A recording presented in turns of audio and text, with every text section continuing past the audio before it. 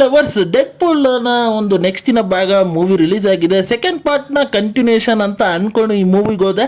ಯಾಕೋಸ್ಕರ ಅಂದರೆ ಅವರು ಟೈಮ್ ಟ್ರಾವೆಲಲ್ಲಿ ಒಂದು ಗಿಮಿಕ್ನ ಮಾಡ್ತಾಯಿದ್ರು. ಅದರಿಂದ ಏನೋ ಇದರಲ್ಲಿ ಮೂರನೇ ಪಾರ್ಟಲ್ಲಿ ಅವ್ರನ್ನ ಹಿಡ್ದಾಕಂತಾರೆ ಅಂತ ನಾನು ಅಂದ್ಕೊಂಡು ಹೋದರೆ ಇದರಲ್ಲಿರೋ ಸ್ಟೋರಿ ಪಾಯಿಂಟ್ ಆಫ್ ವ್ಯೂನೇ ಬೇರೆ, ಅಲ್ಲಿರೋ ವಿಚಾರಗಳೇ ಬೇರೆ, ಅದಕ್ಕೂ ಏನು ಸಂಬಂಧನೇ ಇಲ್ಲ. ಅದರಲ್ಲಿ ಉಲ್ವರಿನ ಕ್ಯಾರೆಕ್ಟರ್ನ ಇಂಟ್ರೊಡ್ಯೂಸ್ ಮಾಡಿರೋದು ಭಯಂಕರ ಆಗಿರುತ್ತೆ ಮೂವಿಯಲ್ಲಿ ಅಂತ ಅನ್ಬೋದು.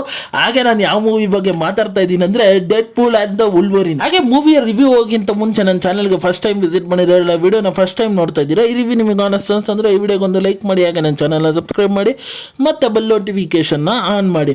ನನ್ನನ್ನು ಸೋಷಿಯಲ್ ಮೀಡಿಯಾ ಪ್ಲಾಟ್ಫಾರ್ಮಲ್ಲಿ ಫಾಲೋ ಮಾಡ್ಬೋದು, ಲಿಂಕ್ನ ಡಿಸ್ಕ್ರಿಪ್ಷನಲ್ಲಿ ಕೊಟ್ಟಿರ್ತೀನಿ.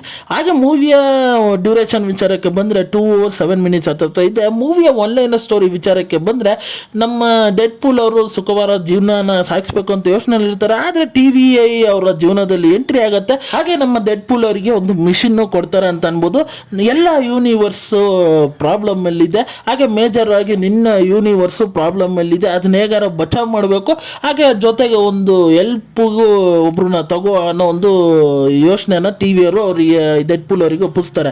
ನಮ್ಮ ಡೆಡ್ ಪೂಲ್ ಅವರು ಉಲ್ಫರಿನ ಹೆಲ್ಪ್ನ ತಗೊಳ್ಳೋಕ್ಕೆ ಹೋಗ್ತಾರೆ. ನಮ್ಮ ಉಲ್ಫರಿನ ಹೆಲ್ಪ್ ಮಾಡ್ತಾರಾ, ಇಲ್ಲ TV ಅವ್ರಿಗೆ ಅವರು ಪ್ರಾಬ್ಲಮ್ನ ಸಾಲ್ವ್ ಮಾಡಿಕೊಡ್ತಾರಾ, ಇಲ್ಲ ಏನಾಗುತ್ತೆ ಸ್ಟೋರಿಯಲ್ಲಿ ಟ್ವಿಸ್ಟ್ ಆ್ಯಂಡ್ ಟರ್ನ್ಸ್ಗಳು ಅನ್ನೋದನ್ನೆಲ್ಲ ನೀವು ತಿಳ್ಕೊಬೇಕಂದ್ರೆ ಈ ಮೂವಿನ ಹೋಗಿ ನೋಡಬೇಕು. ಮೂವಿಯ ವಿಚಾರಕ್ಕೆ ಬಂದರೆ ಖಂಡಿತ ಮೂವಿ ಸ್ಟಾರ್ಟಿಂಗಿಂದನೇ ಡೆಡ್ ಪೂಲ್ ಸ್ಟೈಲೆಲ್ಲ ಸ್ಟಾರ್ಟ್ ಆಗುತ್ತೆ, ಪರಿಪೂರ್ಣವಾಗಿ ಆ್ಯಕ್ಷನ್ ಸಮೇತ.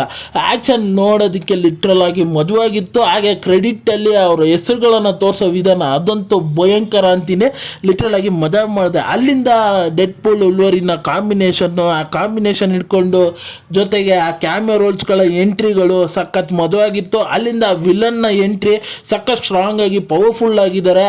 ಅವರ ನಡುವೆ ನಮ್ಮ ವಿಲನ್ನು ಹೀರೋಸ್ನ ನಡುವೆ ಕ್ಲಾಶಸ್ಸು, ಅವರಿಬ್ಬರ ನಡುವೆ ಆಗೋ ಆ್ಯಕ್ಷನ್ ಸೀಕ್ವೆನ್ಸ್ಗಳು ಸಖತ್ ಮಾರ್ಬುಲಸ್ ಆಗಿತ್ತು.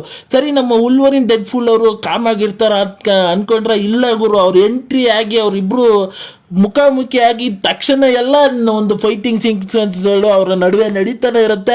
ಸರಿ, ಸೆಕೆಂಡ್ ಹಾಫಲ್ಲಿ ಏನಾರ ಬೆಟರ್ ಆಗಿ ಆಗ್ತಾರೆ ಅಂತ ನಾನು ಅನ್ಕೊಂಡ್ರೆ ಲಿಟ್ರಾಗಿ ಇಲ್ಲ ಗುರು, ಸೆಕೆಂಡ್ ಹಾಫಲ್ಲೂ ಅದೇ ರೀತಿ ಓಟ್ಸ್ ಆಗುತ್ತೆ ಅಂತ ಅನ್ಬೋದು. ಹಾಗೆ ಕ್ಲೈಮ್ಯಾಕ್ಸ್ ಅಂತಕ್ಕೆ ಬಂದಾಗ ಒಂಚೂರು ಚೇಂಜಸ್ ಆಗ್ತಾರೆ. ಆ ಕ್ಲೈಮ್ಯಾಕ್ಸ್ ಅಂತೂ ಲಿಟ್ರಲ್ ಆಗಿ ಬ್ರಿಲಿಯಂಟ್ ಅಂತ ಹೇಳ್ತೀನಿ.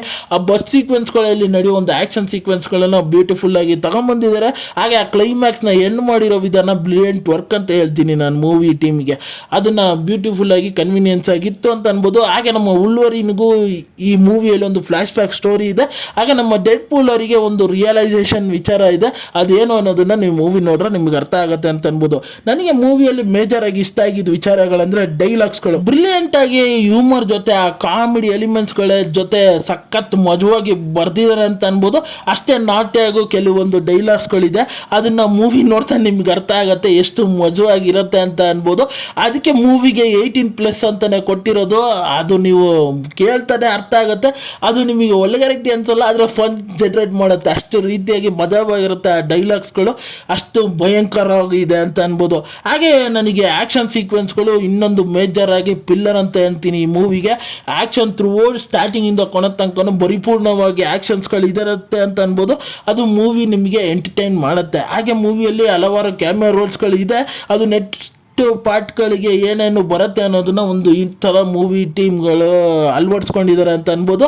ಹಾಗೆ ನನಗೆ ಮೂವಿಯಲ್ಲಿ ಇಷ್ಟ ಆಗಿದ್ದ ವಿಚಾರಗಳಂದರೆ ನಮ್ಮ ಡೆಡ್ ಪೂಲು ಮತ್ತು ವುಲ್ವರಿನ್ ಕ್ಯಾರೆಕ್ಟ್ರು, ಅವರಿಬ್ಬರು ಸಖತ್ತಾಗಿ ನಿಭಾಯಿಸಿದ್ದಾರೆ ಪಾತ್ರನ ಅಂತ ಅನ್ಬೋದು. ಹಾಗೆ ಆ ಪಾತ್ರನ ಹೇಗೆ ನಮಗೆ ಔಟ್ಪುಟ್ ಆಗಿ ತಗೊಂಡ್ಬಂದಿದ್ದಾರೋ ಅದು ಲಿಟ್ರಲ್ ಆಗಿ ಎಂಜಾಯಬಲ್ ಆಗಿದೆ ಅಂತ ಅನ್ಬೋದು.